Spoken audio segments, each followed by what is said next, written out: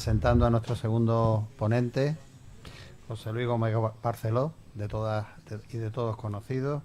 Es funcionario encargado del Archivo General de Ceuta, archivero diocesano de Ceuta, coronista oficial de la ciudad, miembro del Instituto de Estudios Ceutíes, académico correspondiente de la Real Academia de Nobles Artes de Antequera, académico numerario de la Academia Andaluza de la Historia, patrono y secretario de la Fundación Arzobispo Peteiro, consejero del número de Instituto de Estudios Campos Gibraltareños, delegado de la Asociación de Escritores y Artistas Españoles, Premio de las Artes y las Letras de Ceuta 2007, miembro correspondiente de la Asociación de Estudios Melillenses, académico correspondiente de la Real Academia Matritense de Heráldica y Genealogía, académico correspondiente de la Real Academia de Bellas Artes de San Telmo y académico correspondiente de la Real Academia de la Historia.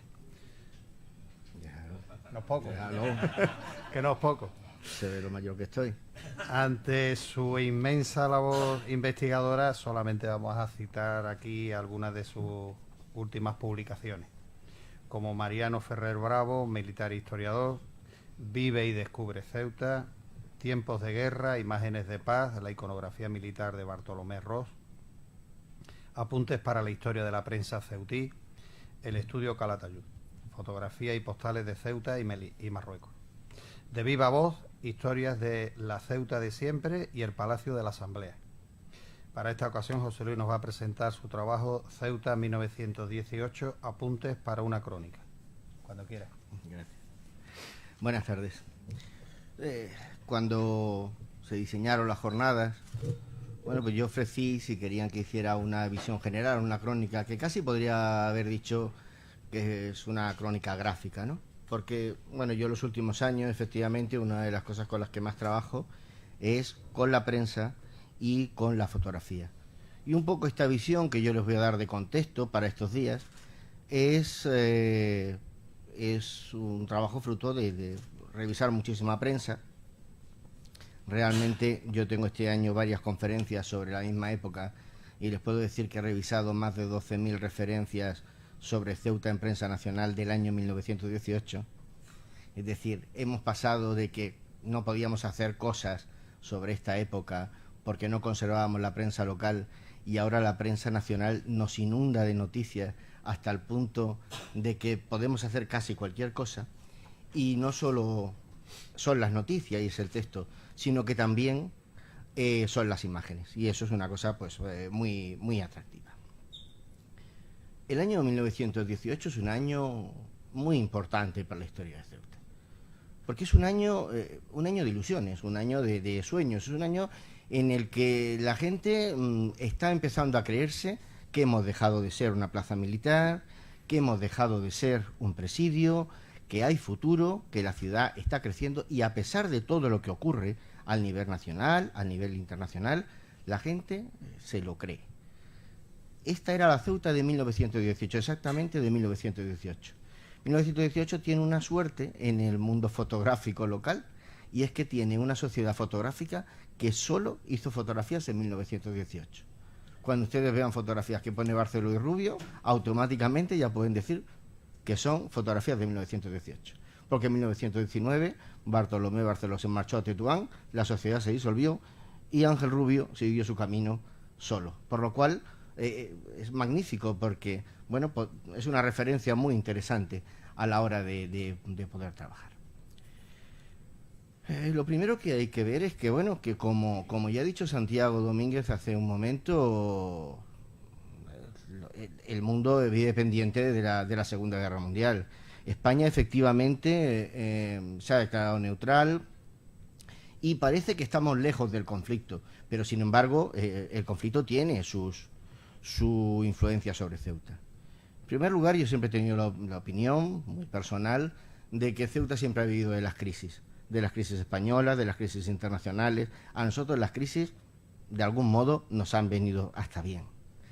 En este caso, nosotros nos vimos en un momento determinado beneficiados por la guerra, los primeros años, aunque efectivamente a partir de 1917, como va a explicar muy bien José Alarcón estos días, pues bueno, se ve el fin de la guerra y con ello vienen los conflictos políticos, viene el fin prácticamente del bipartidismo, viene, pues eso, la carestía de alimentos, la falta de suministros, los bajos salarios, las huelgas, y bueno, también vienen los problemas político-militares, problema de la juntas de defensa, el problema de los catalanistas, presionando para que se reconozca la autonomía. Pero no crean que, a pesar de que España era neutral y a Ceuta todo esto lo cogía lejos, a Ceuta no le preocupaba. A Ceuta le preocupaba y estaba al día de lo que ocurría. Y es más, llegamos a tener un periódico cuyas cubiertas, todos un semanario, todas las semanas, las noticias eran fotografías ilustradas de lo que estaba apareciendo, de lo que estaba pasando en la Segunda Guerra Mundial. Ese periódico había sido fundado por un periodista muy conocido, un periodista algecireño que siempre vivió a caballo entre Ceuta y Algeciras, que fundó muchos periódicos, y en este caso ese periódico, que no era el único que sacó en este año, era el Serrallo. Pero es natural, a Ceuta lo que realmente le preocupaba era el conflicto en Marruecos. Y es lógico, porque era la guerra que tenía ahí al lado. Era, ya saben ustedes el ciclo, como había empezado desde la conferencia de Algeciras, la instalación del protectorado, la ocupación por Alfau de Tetuán, y bueno, mientras que todo parecía que iba muy bien, de pronto empezamos con los conflictos con el rey Suni y la guerra la tenemos en la puerta. Y aunque muchas veces en la historia local parece que esto no existe, pero Ceuta se convirtió en un enorme hospital. Es decir, nosotros pasamos de tener un hospital, sí, grande, bueno, en la Plaza de los Reyes, a tener 40 y tantos barracones en el doque, el Hospital O'Donnell, a veces un buque. Es decir, nos convertimos en un hospital. La guerra estaba aquí, y esa era la guerra que le preocupaba a la gente. Claro está que había otros temas internacionales que también preocupaban, porque teníamos un general, que era don Miguel Primo de Rivera, que estaba dando conferencias y entrevistas en 1918, de una conferencia terrible, diciendo que, bueno, que dado que Francia lo que quiere es Tánger, pues y que Inglaterra estaría dispuesto a llegar a un pacto en el Estrecho, lo lógico sería que España dejase Ceuta, que la cambiase por Gibraltar, y a su vez que Francia obtuviese Tánger. Como ustedes comprenderán, esto sí que preocupaba a los ceutíes, y bien, aunque no aparezca en nuestros libros, en nuestras crónicas, pero esto a los ceutíes de aquel momento, y se da uno cuenta cuando tiene acceso a la prensa, que esa no se cambia, eso no, es decir, la prensa está ahí, la prensa de cada día va quedando, se olvida, pero las noticias del día, de lo que preocupaba a la gente en ese momento, están ahí. ¿Y qué pasa en España? Pues claro, en España pasa todo eso que estábamos avanzando.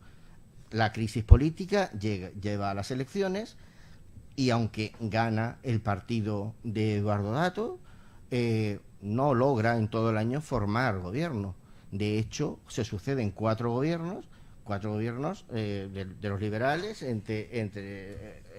que van de García Prieto a Romanones, pasando por un pacto con Maura, que, bueno, que da la idea de cómo está España, de cómo aunque el bipartidismo se ha roto, los conservadores, los liberales en este caso, continúan.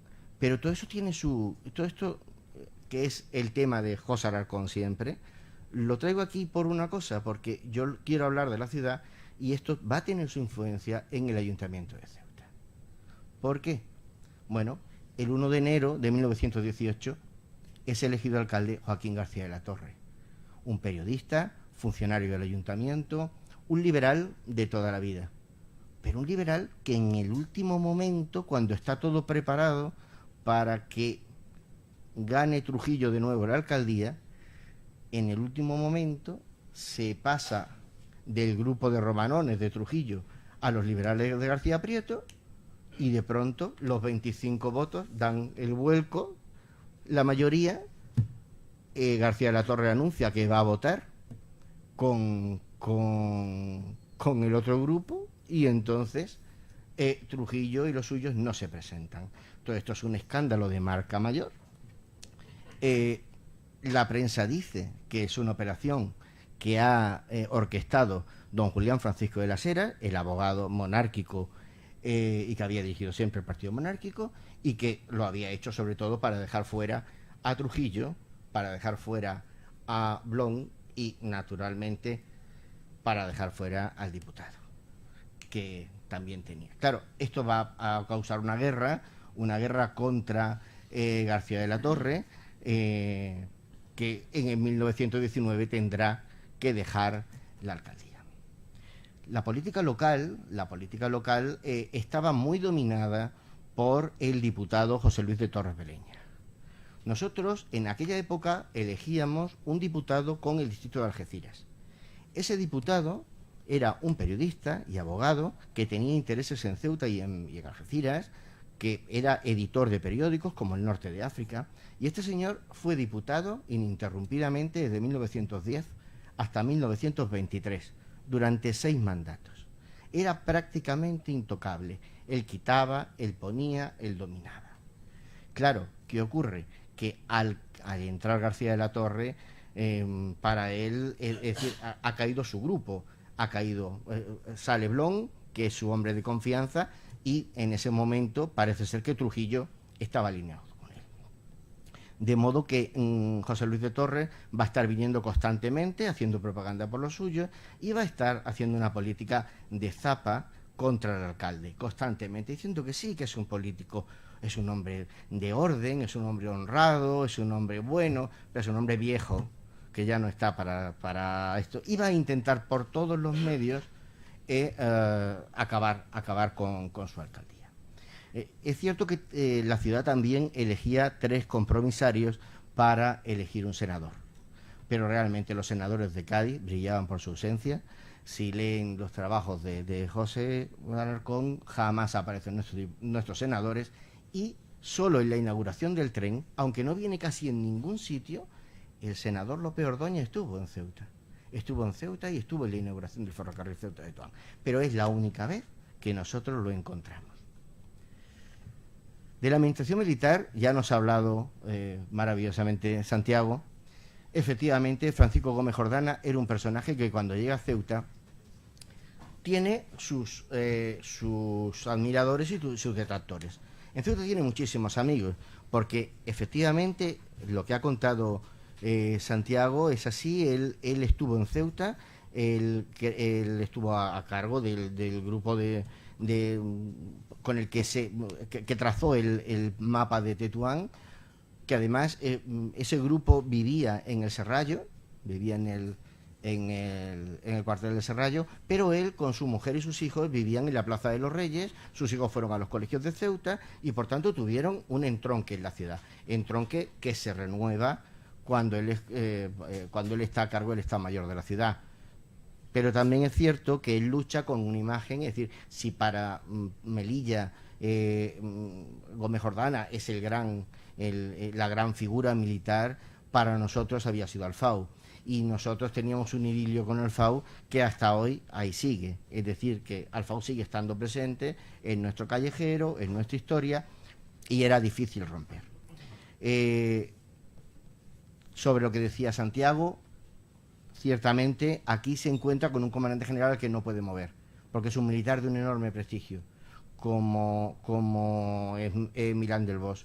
Pero en cuanto puede, se trae a quien él quería, que era su hombre de confianza en Melilla, al que él había tenido como presidente de la Junta de Arbitrios, y que era Domingo Arraiz de Conderena. Domingo Arraiz de Conderena se lo trae primero de general segundo jefe de Milán del Bosch y luego después como comandante general. En el año 18 él es el comandante general, y bueno, él dejará Ceuta en 1919 para dar paso a Fernández Silvestre, con enorme dolor de la población, una cosa desmesurada en la prensa y demás. Y aunque él fue siempre muy querido por la ciudad, también es cierto que pasó malos momentos, entre otras razones, porque bueno, en un año tuvo 3 generales segundo jefe, porque nadie quería aceptar la plaza de segundo jefe de Ceuta. Pero ya digo, es un personaje muy interesante de la historia dentro de la historia de esos años de la ciudad. ¿Qué papel tenemos nosotros en ese momento en el protectorado? Bueno, nosotros tenemos, en primer lugar, Si ya hemos dicho que el problema para Francia y en general para el protectorado estaba en los puertos, que Tánger no había quedado ni en manos de Francia, pero tampoco en manos de España, que era zona internacional, Ceuta va a ser el puerto del protectorado. La entrada y salida, el vestíbulo para todo. Pero es que nosotros teníamos un puerto infernal. Es que el año 15, cuando llega Jordana a Ceuta, se queda aterrado de que todavía tenga que desembarcar por medio de una chalupa en el muelle de comercio. Pero es que seguíamos en las mismas. En el año 15, cuando él llega, es el que hace que den el gran impulso al muelle de la Puntilla. Y por ahí empieza. Es decir, hace falta un puerto y esa es la primera reivindicación de la ciudad. Claro, otro problema, el resto de las comunicaciones. Eso era la Almadraba en 1914. No teníamos carreteras de comunicación. Era otra cosa que había que emprender. Y luego estaba el tema del ferrocarril. Efectivamente, el ferrocarril era una aspiración antigua. En principio va a costar mucho, como ha contado Santiago, el que la colonizadora se encargue de la obra, de que, bueno, de luchar contra los elementos. En febrero del año 18 está a punto de irse todo al garete porque los temporales se llevan, bueno, puentes y vías.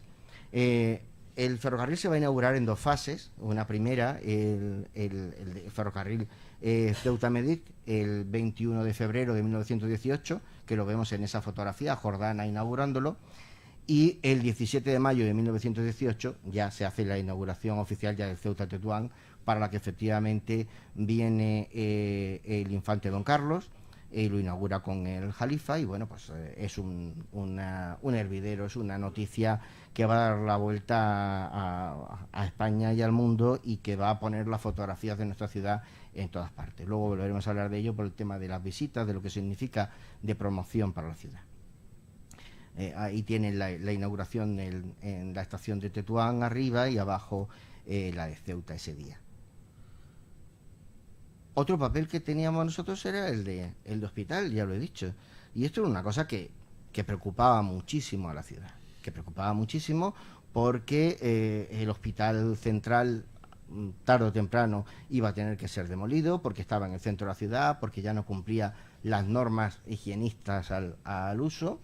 Y segundo, porque había una reivindicación de la población, que también una reivindicación de sus políticos, y era convertir el hospitalito de los presos, el hospitalito de Jesús María José, en un hospital civil.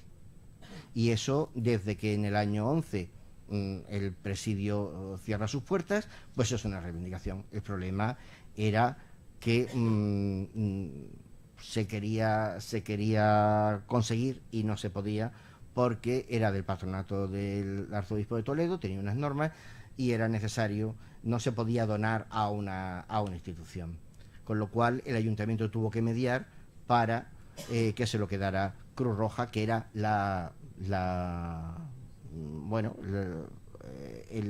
intención de todos desde un primer momento. Pero también hubo una preocupación muy grande en el año 1918, y fue un real decreto que llegó a finales de noviembre, en el cual se estableció una prisión central en el cuartel de Poniente Veracho. Esto dejó a la ciudad totalmente chocada. Los políticos discutieron en el ayuntamiento muchísimo este tema, y al final, bueno, aquello terminó siendo nada, porque realmente la prisión que salió de ahí fue una prisión militar, y realmente no. Pero la oposición de los políticos locales fue dura. Como digo, hay una serie de iniciativas locales. Ya en este momento la ciudad se está moviendo, la ciudad crece y la ciudad se mueve, porque la ciudad ya no es la ciudad sometida al poder militar, y la ciudad empieza a tener opinión, y eso se nota. Entonces, en este sentido, la Cruz Roja fue una institución muy importante en este año. Cruz Roja se había organizado en Ceuta en 1893 por un farmacéutico que se llamaba Miguel Ortiz. Sin embargo, Cruz Roja prácticamente funcionaba como una asociación de amigos, de ayuda, pero que no tenía realmente función. Lo que pasa es que en el año 1913, cuando se cierra el penal, Cruz Roja se interesa por el hospital, y se interesa para convertirlo en un hospital civil. Y entonces es cuando todo el mundo potencia a Cruz Roja para que Cruz Roja tome ese papel. El problema, como digo, es que no se puede hacer una donación directamente a Cruz Roja, con lo cual se hará al ayuntamiento y el ayuntamiento la traspasará a Cruz Roja. En todo ello también es muy importante el papel de García de la Torre, porque García de la Torre desde hacía años era el presidente de Cruz Roja. Por eso también quizá pues se le potencia un poco para que entre en el cambio de ayuntamiento. Este es un proyecto que vertebró mucho a la sociedad local, porque, bueno, Cruz Roja ya sabemos cómo se mantiene en todas partes, con actividades benéficas, actuaciones teatrales, toros, y todo eso creaba un tejido social. Y al final los ceutíes no solo no se arrepintieron, sino que agradecieron muchísimo que Cruz Roja se pusiera en marcha. Porque, bueno, el hospital que iba a inaugurar en principio el secretario de Cruz Roja y el secretario de la Reina y tal, a principios de año, aquello se fue retrasando y llegamos a noviembre, y en noviembre el hospital se abrió rápidamente porque era súper necesario, porque la epidemia de gripe ya se había manifestado en la ciudad y el hospital fue sumamente necesario y tuvo un papel verdaderamente importante. Ahí tenemos el grupo de Cruz Roja con el alcalde García de la Torre en el centro, bueno, con una serie de personas de la ciudad, y aquí está el capellán Agustín Coicotonat, el biógrafo de Agustín Aragón, que fue el delegado regio que nombró Cruz Roja para hacer todos los trámites de reconstrucción de Cruz Roja, y que fuera capaz de asumir la estructura del hospital cuando se abriera. Otra institución esencial que también ha estudiado José Antonio Alarcón es la Cámara de Comercio. La Cámara de Comercio en ese momento es una cámara potente, una cámara que tiene iniciativas y que lucha. En 1918, las cámaras de comercio de Ceuta, Melilla, Larache y Tetuán consiguieron que lo recibiera el presidente Dato. Y bueno, era una reunión importante en la cual Ceuta llevaba 3 reivindicaciones. La primera, ese tema que ha apuntado Santiago de las aduanas. Efectivamente, había un problema de aduana serio entre Ceuta y Marruecos. Y los ceutíes querían, la Cámara quería que hubiera una sola aduana, sobre todo en Castillejos. Era lo que se pretendía y lo que al final se consiguió. Las otras 2 reivindicaciones que llevaba la Cámara de Ceuta eran la potenciación del puerto y un tema respecto al ferrocarril. Que se terminara el ferrocarril, sí, pero también, muy importante, en esa reunión de abril de 18 se pone sobre la mesa una cosa que no se había contemplado, y era que el ferrocarril tuviera un vial que llegara al muelle, que llegara a los muelles para poder cargar y descargar.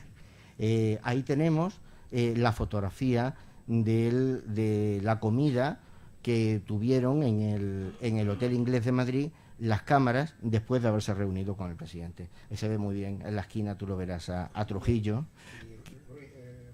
y Ruiz Medina, que se le ve perfectamente. La foto la verdad es que se ve muy bien.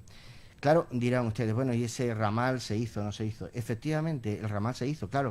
Hubo que esperar a que se hiciera el Muelle de España.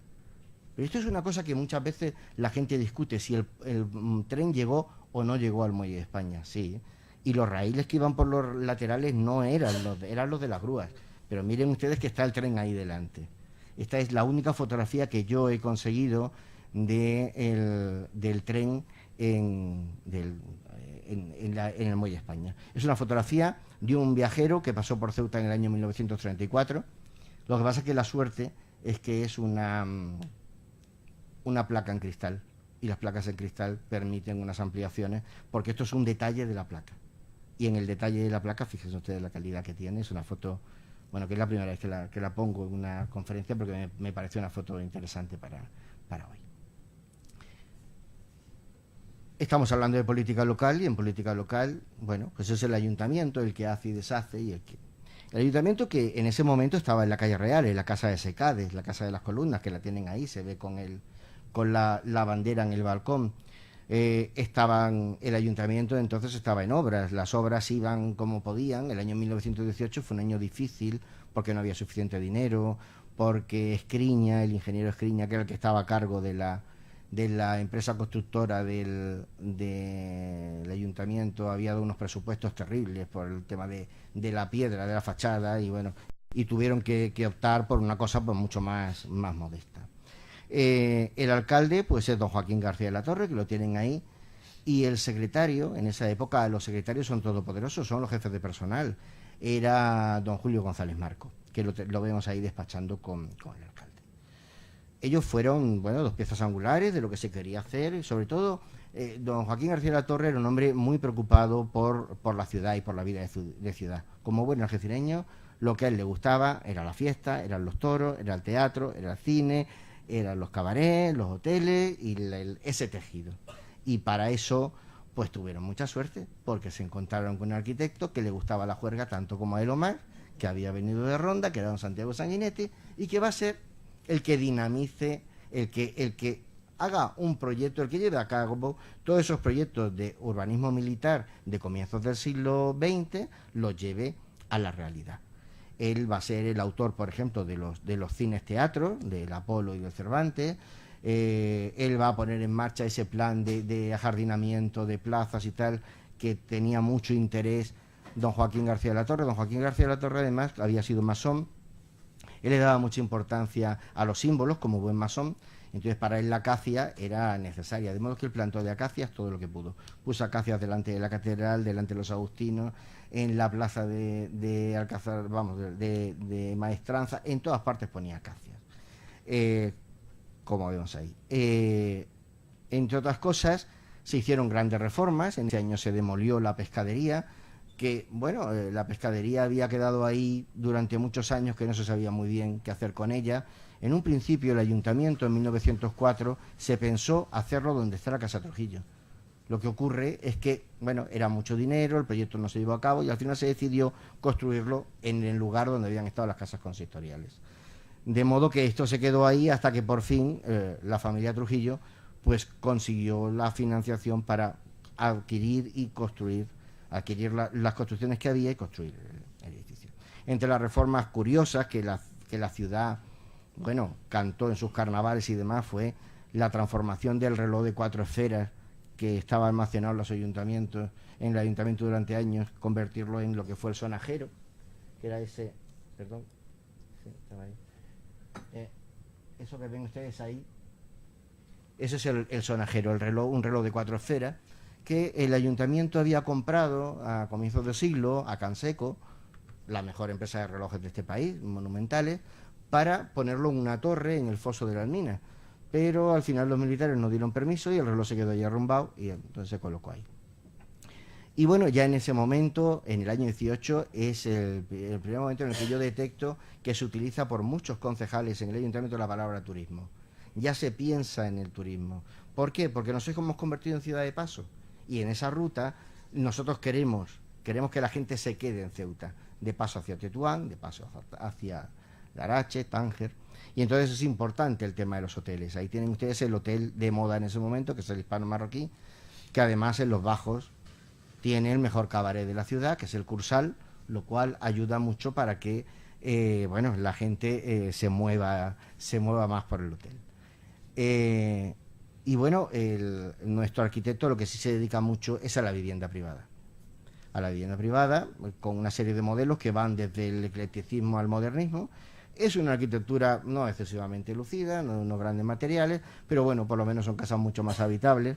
En esos modelos que habían surgido a finales del siglo XIX, pues bueno, que eran mucho más agradables. Pero como se ha dicho en los últimos años mucho, en estos años todavía, primero el crecimiento de la ciudad todavía es mesurado, pero ya tenemos unos graves problemas de vivienda y esos ayuntamientos no los van a atajar y no los van a saber atajar. Y desde luego no será Sanguinetti el que lo haga. Se empezará tímidamente con Gaspar Blain y bueno, habrá que esperar mucho para que haya una política de vivienda razonable en la ciudad. La calle también se ha convertido en un espacio para el homenaje público. Y es curioso porque en ese momento, los personajes de la ciudad que caen en la guerra, los hijos de Ceuta como Diego Pacheco o Abraham Coriat, pues se les da su nombre a una calle, no sin ciertas polémicas en los ayuntamientos, no crean, no todo el mundo está de acuerdo, y algunos políticos que habían sido muy apreciados por la ciudad y sobre todo por los liberales, el caso de Gumersindo Azcárate, un político muy avanzado y que por mucho que ha querido durante 40 años el régimen que desapareciera el nombre, lo único que consiguieron fue cambiarle el acento, pero aquí nadie decía Plaza Alcázar de Toledo jamás. Azcárate ha permanecido invariable durante todo el siglo.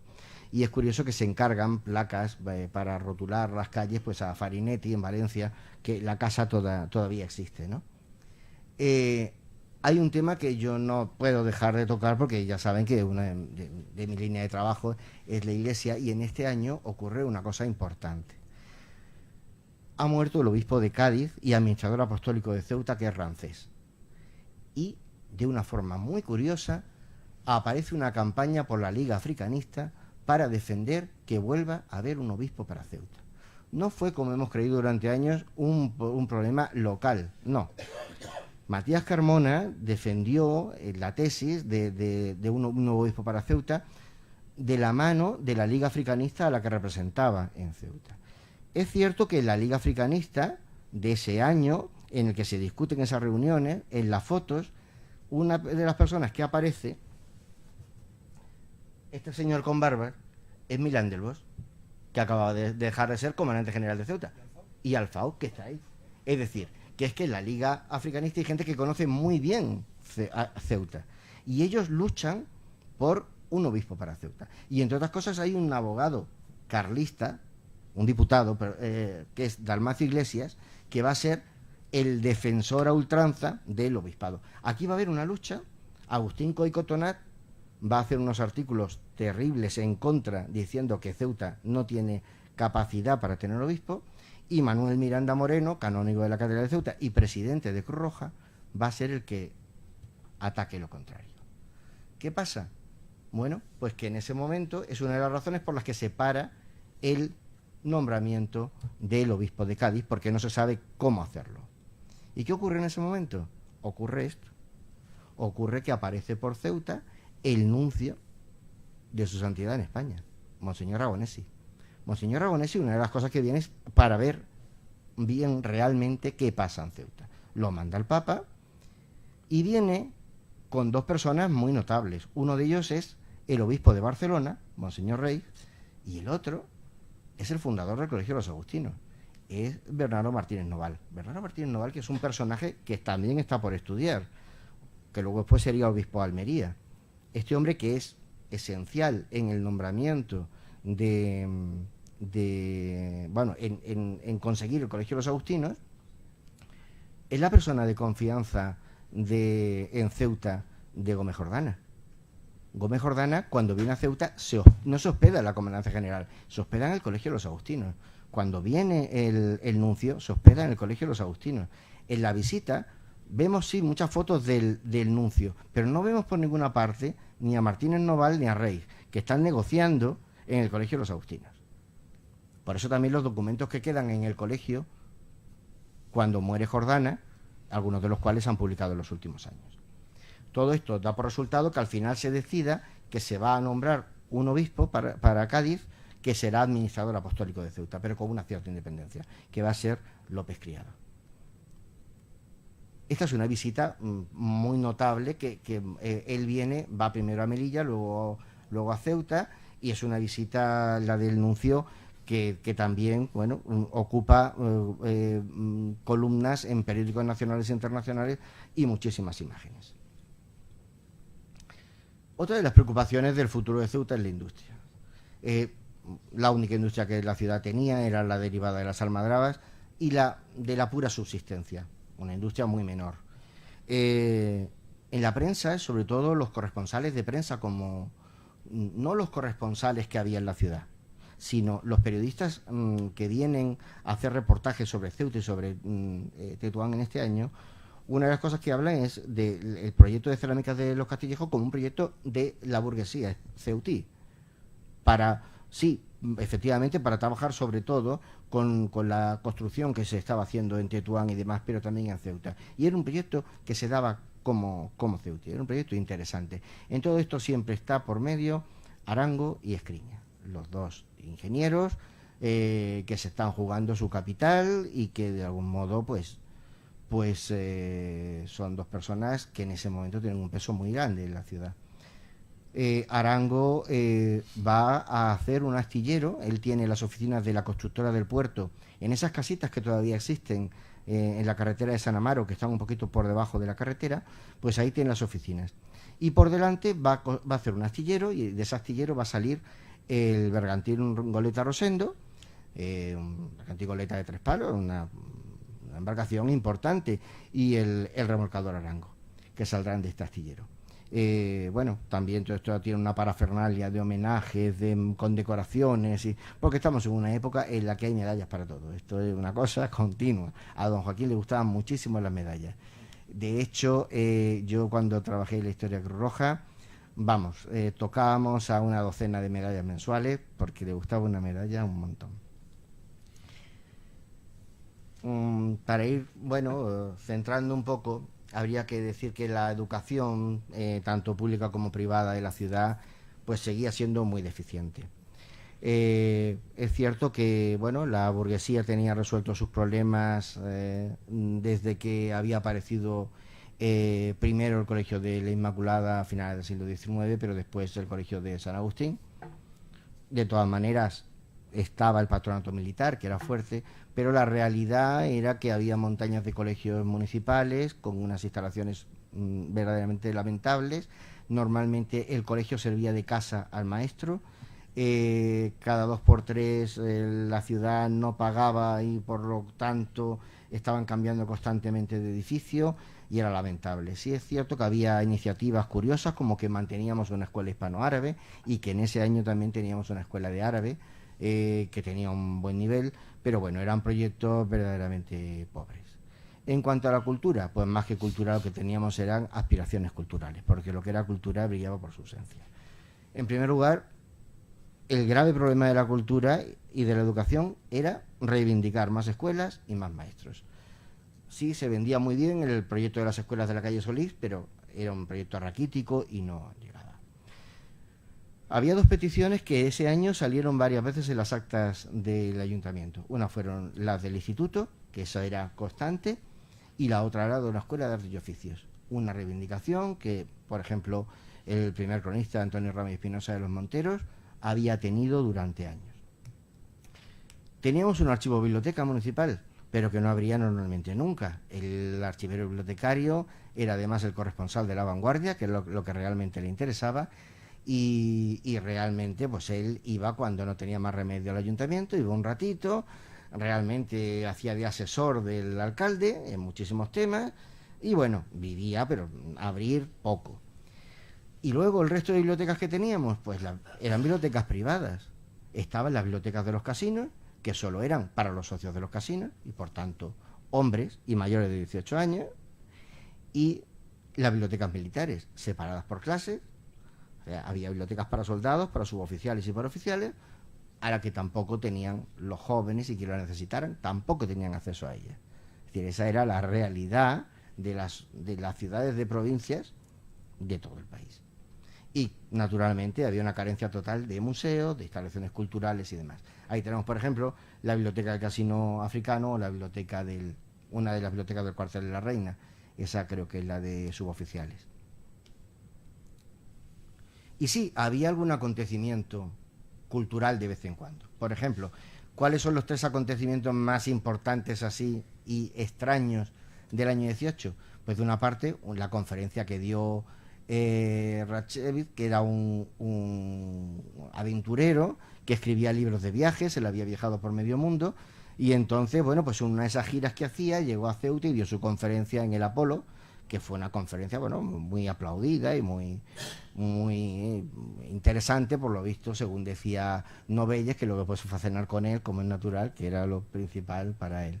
También ese año apareció la gramática de árabe de Fernández Berbiela, una gramática que fue oficial en las academias, que se vendía muy bien y que, bueno, Mariano Fernández Berbiela era de la familia de los Gabarrón, de Ceuta, del Apolo, y es el fundador, por ejemplo, en Ceuta, de la primera asociación de amigos de la música de Ceuta, en los años 20, sí.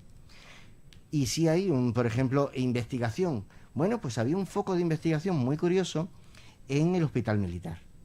En el año 13 se había creado el laboratorio del Hospital Militar y al frente estaba don Tomás Rayo Colandrea. Y don Tomás descubrió un caso de fiebre africana en la señora de un militar de Ceuta, y el caso, pues fue noticia.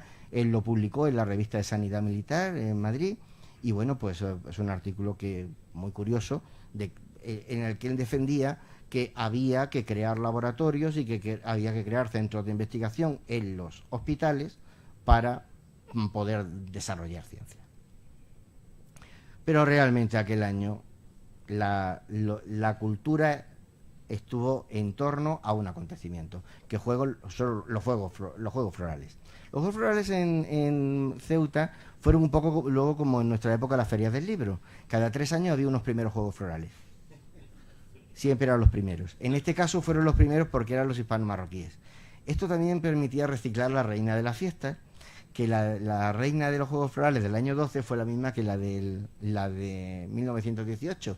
Yo me volvía loco y yo decía, esta señora o cambia y engorda, o de una foto a la otra, o esta foto, hasta que por fin aclaré el tema, y es que fue reina de la fiesta de las dos. Los Juegos Florales del 18 tuvieron de organizador a José Guerra Lázaro, y naturalmente por medio, como es lógico, porque él la presidía, la Asociación de la Prensa, y de mantenedor vino el criminalista más famoso de aquel momento, que estaba muy de moda. Era como esos abogados estrella que tenemos hoy, jueces estrella, pues ese era Gerardo Doval, que salía en todas las portadas de los periódicos. Los Juegos Florales de Ceuta salieron en todos los periódicos nacionales. Ahí tenemos en la cubierta del Fígaro a la señorita África Álvarez Ardanuy.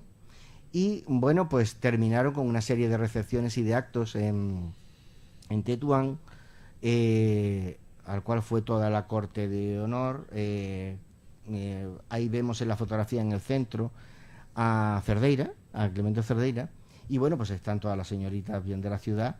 En esta concretamente es del Palacio del Bajá, pero tenemos fotos de los distintos actos en los que aparecen pues todas las asistentes. La vida de la sociedad local era ir todas las tardes o al teatro o al cine. Había mucho teatro de aficionados, había grupos de aficionados que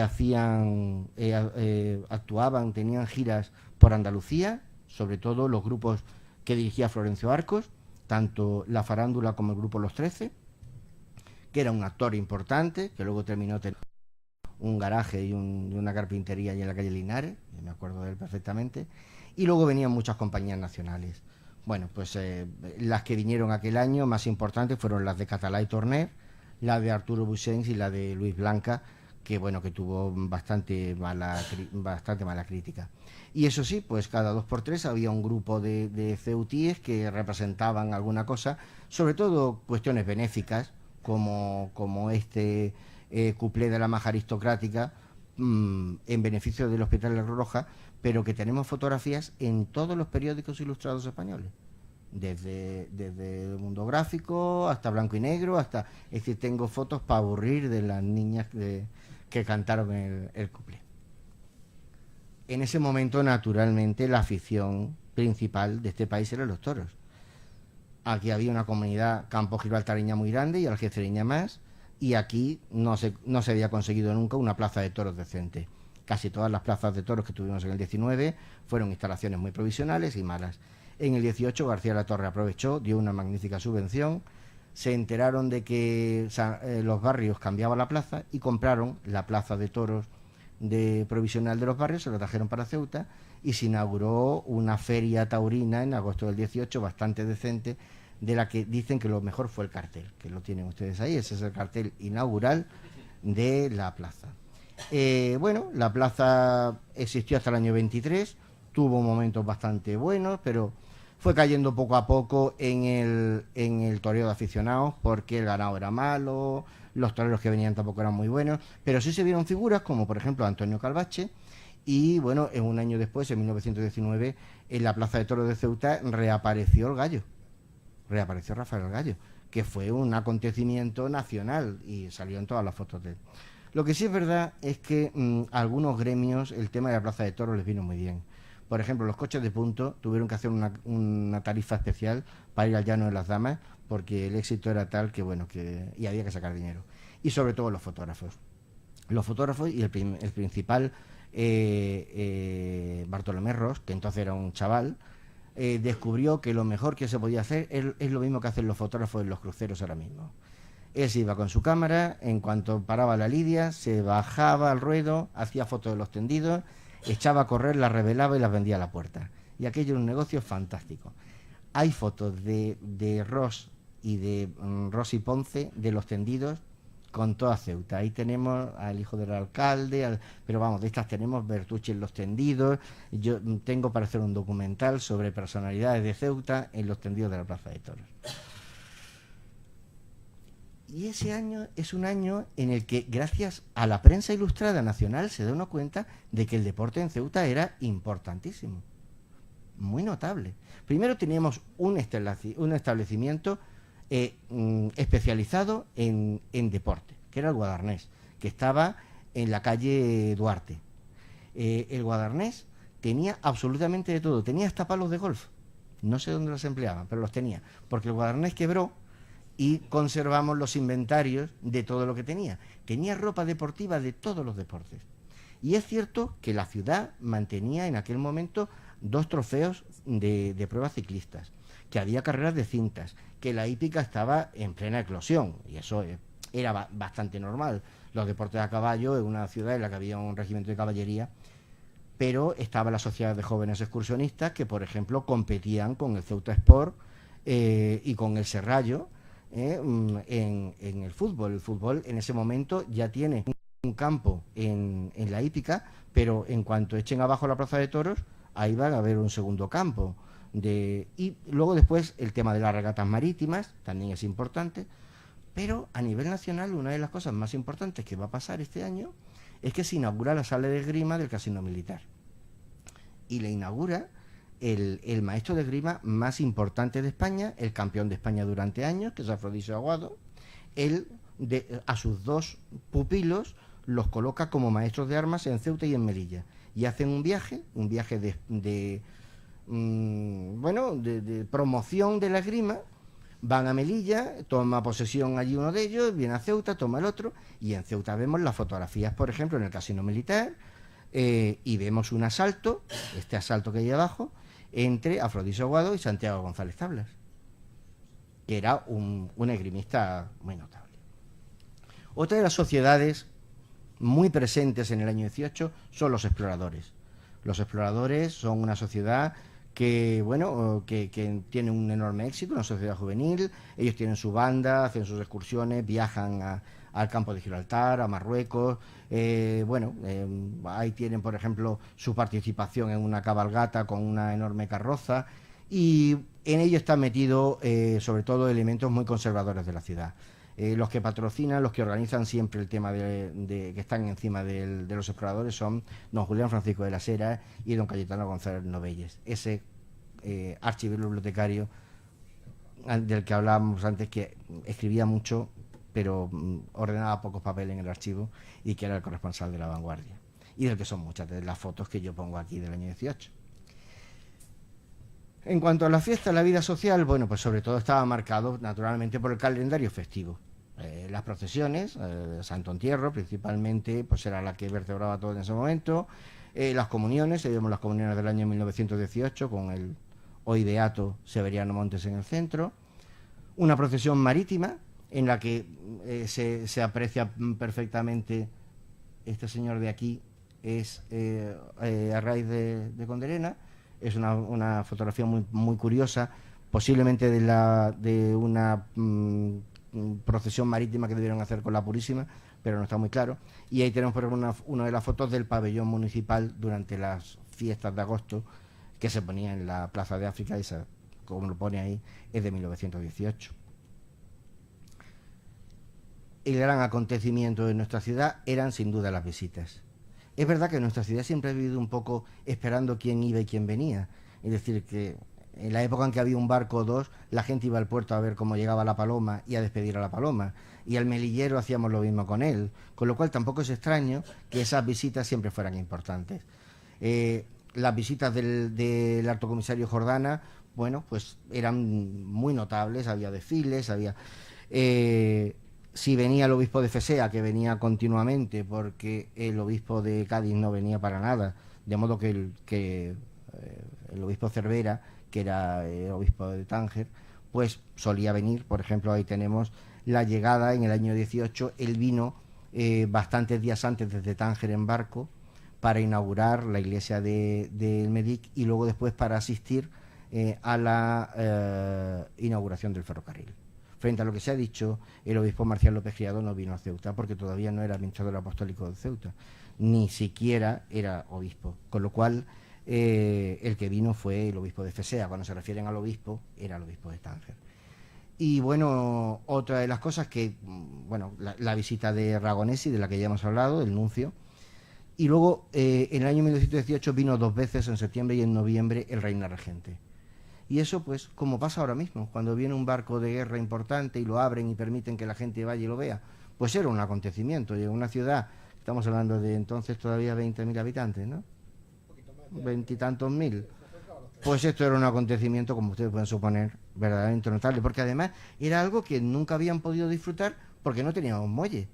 Porque es que los barcos no... Es decir, esto es fruto de que ya la puntilla está terminada. Y el muelle de la puntilla ya permite que vengan unos barcos de un calado importante. La visita prototipo de todas estas visitas que tienen una proyección enorme a nivel nacional es la visita del infante a Don Carlos, que él viene en nombre del rey a inaugurar el tren. Se inaugura el 17 de mayo porque, como ustedes saben, en esa época todo se inauguraba el 17 de mayo, igual que antes todo se inauguraba el 10 de octubre, porque era el 10 de octubre el cumpleaños de la reina Isabel II y el 17 de mayo el de Alfonso XIII. Esa era la razón por la que se inaugura el 17 de mayo. Cuando se juega con la fecha es que es muy fácil, 17 por eso. Ahí vemos al infante en el porche que tenía el ayuntamiento de Ceuta, recibiendo bueno, el saludo de las autoridades. Detrás está precisamente Jordana y está el diputado y está Las Heras, creo, sí. Y bueno, pues ahí vemos algunas de las fotografías de la entrada del infante y don Carlos en la estación de Ceuta cuando llegaron, que están en la prensa nacional, o la despedida del infante don Carlos por el alcalde Joaquín García de la Torre a pie de escalerilla. Se hizo un librito muy curioso para repartir el Ceuta Tetuán. Era un folleto en papel cuché con muchas fotografías, pero lamentablemente es un folleto que se hace previo a la inauguración, por tanto no tiene fotografías prácticamente ni del tren ni de la inauguración, es imposible y tal. El ayuntamiento hizo unos 200 o 300 ejemplares que repartió por todos los hoteles de Andalucía. Es decir, la proyección estaba clara y el objetivo también. Para ir terminando, decir que todo esto lo sabemos gracias pues a periodistas como Guerra Lázaro, Eduardo Buscató, José Encina Candevado, Manuel Fuentes Bermúdez, periodistas muy diferentes, periodistas profesionales como Guerra o Buscató, o Encina, que era un auditor de guerra, que fue cronista oficial y que lo que tenía era mucho dinero y que trataba de fomentar sus ideas liberales extremas, ¿no?, dentro de la ciudad, o Manuel Fuentes Bermúdez, que era un sacerdote que potenciaba las asociaciones católicas obreras. Periódicos, pues estos son algunos de los periódicos que salían en 1918. No son todos, había más. Falta ahí, por ejemplo, Mauritania, falta La Riete, eran muchísimos. Para una ciudad tan pequeña, la cantidad de prensa que salía era muy notable. Y algunos, como ven, incluso con fotografías. Pues ahí tenemos una foto de la Unión Mercantil con imágenes encubiertas o de obra social. Claro, la prensa contaba lo que ocurría. Y lo que ocurría, pues es lo mismo que ocurre ahora. Es muchas noticias de justicia y muchas noticias de corrupción. Entre las noticias que tenían repercutidas en aquel momento, pues un pleito muy curioso en el que un comerciante judío consideró que el kif que traía para la población musulmana de Ceuta no entraba en el monopolio del tabaco.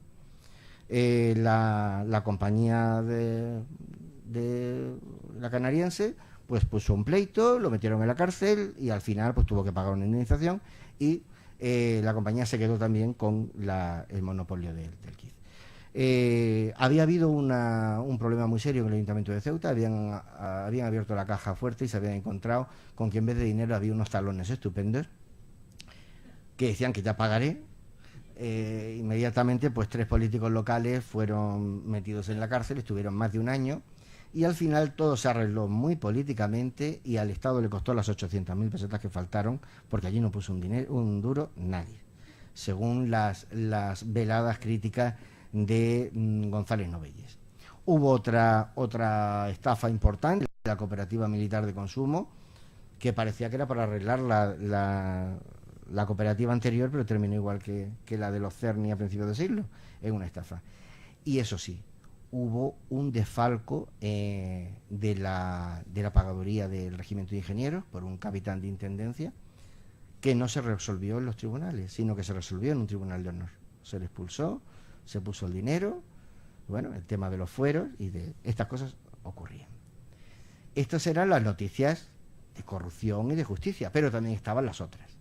Y no me resisto a contarles algunas de las otras que fueron noticias en el año, como por ejemplo esos temporales de los que yo les hablaba, que se llevaron la vía del ferrocarril, el que tocó el premio Gordo en Ceuta, que fue un acontecimiento enorme, tocó 300.000 pesetas, figúrense, 300.000 pesetas, ahora es como 1.800 euros. Pero bueno, en aquel momento aquello era una pasta gansa. Hubo un incendio muy notable en los muelles de Ceuta, en el muelle de Ribera, lo que ahora llamamos nosotros Cañonero Gato, que bueno, que menos mal que estaba la tripulación del Cañonero Lauria y que lo sofocó. La noche antes de la inauguración del ferrocarril Ceuta-Tetuán se suicidó Baltasar Pacheco Barona, el hermano del teniente Pacheco, que también era teniente por un caso de amores, algo que dejó conmocionada a la sociedad local y que, bueno, de la cantidad de gente que no fue a la inauguración del ferrocarril fue porque, bueno, por el duelo en una de las familias de la ciudad más notables y más queridas, como eran los Pacheco. Una noticia que apareció también en la prensa fue que una canzonetista de moda en aquel momento, Nora, había decidido pasar sus vacaciones en Ceuta. Bueno, esto, como figurarán, esto era como cuando venía Lolita a Sevilla. La prensa encantadísima. También hubo otra noticia así curiosa, de estas que va uno rescatando, que me llamó la atención, fue, y ahora les diré por qué me llamó la atención, el incendio y caída en aguas cercanas a Ceuta de un avión inglés, que fue socorrido por la compañía de mar y se trajo a Ceuta. Claro, había muchas fotografías en los años 80, 90, de esta fotografía del hidroavión en el muelle. Y claro, siempre hubo una discusión, ¿esta fotografía de dónde ha salido? Esto no es la base de hidro, y ese hidro que hace ahí, y la base de hidro ya estaba o no estaba. Claro, era el hidro inglés que se había metido. La explicación en la prensa. En aquella época todavía se batían a duelo en nuestra ciudad. Y no crean que se hacía escondidas, aparecía en prensa. Hubo 2 duelos importantes en el año 1918 en Ceuta. Uno de ellos fue el de Luis Martí y José Benacloy, que yo no sabía cuándo había sido, si sabía muy bien que se habían batido a duelo por una niña del Cursal y que había sido un escándalo de marca mayor porque Benacloy exigió que el duelo fuera a sable. Los padrinos de Luis Martí querían que fuera a pistola, pero los de Benacloy querían que fuera sable porque Benacloy era un magnífico espadachín. Al final Luis Martí no tuvo más remedio que aceptar. Benacloy ganó el duelo y le dejó marcada la nariz. Sin embargo, y por cierto fue en la Plaza de Toros del Llano de las Damas. El otro duelo, que también viene en la prensa, fue entre los capitanes Escoda y García Martínez. Ahí la prensa, desde luego, genial el concepto de cosas que a nosotros nos parece ahora mismo como del siglo XVII, pero esto ocurrió hace justamente 100 años. La prensa decía que había sido un duelo aburridísimo, que les habían tenido que decir que por favor que alguno hiriera al otro, porque esto no se acababa nunca. Al final, bueno, García Martínez hirió en un bracito así un poquito a Escobar, que yo sé, pero claro, estaban amargados los padrinos, que ha sido un duelo horrible, que no había habido nada y que no, un espectáculo que no. Pero no crean que el ejército llevaba esto bien. Arráez de Condorena había metido durante 2 semanas en el calabozo a Luis Martí y a Benacloy para que no se batieran. Pero claro, al final tuvieron que salir y se batieron. O sea que... Y por último, una de las noticias más importantes del año fue la muerte de Gómez Jordana. Gómez Jordana, que había dejado un enorme pozo en la ciudad, cuando muere, pues efectivamente, claro, primero viene el jefe del Cuarto Real, que es el general Huertas, a presidir el entierro, viene desde Madrid, entra por Ceuta. Claro, el alcalde de Ceuta preside con las autoridades el entierro en Tetuán. Las fotos están. Es curioso porque, por ejemplo, Jordana Hijo, cuando publica las fotos en La Tramoya, en el libro que habéis mencionado antes, no sabe quién es el personaje que está en el centro, que es García de la Torre. Pero claro, él conoce a los militares, pero no sabe. Y entonces aparece. Y es una de las noticias. Y bueno, pues decir que 1918 terminó bastante mal. Fue un año muy duro porque en los últimos meses del año la gripe ya estaba asolando la ciudad. La Iglesia fue la que tomó el papel más beligerante en esto. Suspendió la novena de la Purísima a principios de diciembre y la Misa del Gallo, y en la prensa salieron las críticas más terribles que se habían publicado nunca contra el queridísimo Dean Macron, diciendo que era un prepotente y que qué se creía, que la gente se iba a morir porque fuera a la Misa del Gallo. O sea que, pero la Iglesia dijo que no, que aquello no se abría. Los teatros, los cines, los casinos también cerraron durante días, hasta que al final decidieron en los últimos días del año abrir. El fin de año se celebró principalmente en el Teatro del Rey, con una actuación de La Farándula, que dirigía Arcos, y el trío Liberaos, que actuó en el Apolo. Y como gran novedad, el año 18, o sea, muy a lo madrileño, la crónica de González Novelle dice que se repartieron uvas en bolsitas. O sea, como en Madrid, una cosa... Pero ya digo que el año terminó bastante mal. Y bueno, pues simplemente yo lo que quería era eso, contaros un poquito lo que había pasado ese año, con imágenes, y dar una imagen un poco divertida del año, que lo profundo vendrá a partir de mañana. Muchas gracias.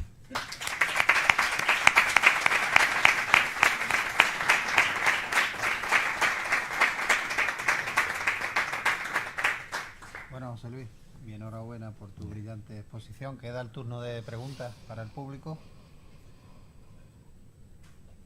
Y si no, nos vamos. No, yo lo de las imágenes, tampoco le hice una gran pregunta.